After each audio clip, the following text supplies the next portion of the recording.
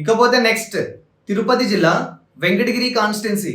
ఇక్కడ 2014లో టీడీపీ నుంచి కురగొండ్ల రామకృష్ణ గారు వైఎస్ఆర్సీపీ అభ్యర్థి అయిన కొమ్మి లక్ష్మీనాయుడు గారి మీద పోటీ చేసి 5,635 ఓట్ల మెజారిటీతో గెలవడం జరిగింది. ఫైనల్ గా ఇక్కడ ఈ సీట్ ని టీడీపీ కైవసం చేసుకోవడం జరిగింది.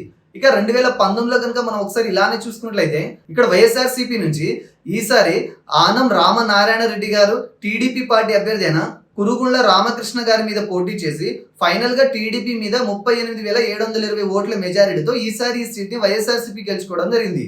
ఇక ఈ 2024 ప్రస్తుత పరిస్థితిని కనుక మనం చూసినట్లయితే ఈసారి టీడీపీ జనసేన బీజేపీ కూటమి అభ్యర్థిగా టీడీపీ నుంచి ఈసారి కురుగుండ్ల లక్ష్మీ సాయి ప్రియ గారు ఇక్కడ పోటీ చేయడం జరుగుతుంది. ఇక వైఎస్ఆర్సీపీ నుంచి ఈసారి ఎన్ రామ్ కుమార్ రెడ్డి గారు ఇక్కడ పోటీ చేయడం జరుగుతుంది. ఈసారి వీరిద్దరి మధ్య జరిగే హోరాహోరీ పోరులో ఏ అభ్యర్థి గెలుస్తారు అంటే ఇక్కడ వైసీపీ పార్టీ మీద కొంత అసంతృప్తి కారణంగా ఈసారి ఇక్కడ ప్రజల కూటమి అభ్యర్థిని కొంత ఎడ్జితోనైనా అంటే అతి స్వల్ప మెజారిటీతో అయినా గెలిపించే అవకాశం కనబడుతుంది.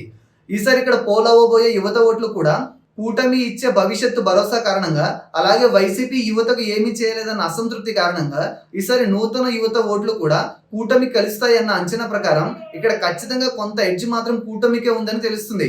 ఫైనల్ గా మారిన సమీకరణాలను బట్టి యువత ఎటువైపు మొగ్గు చూపితే ఆ పార్టీనే ఈ నియోజకవర్గాన్ని కూడా కైవసం చేసుకునే అవకాశం ఉంది.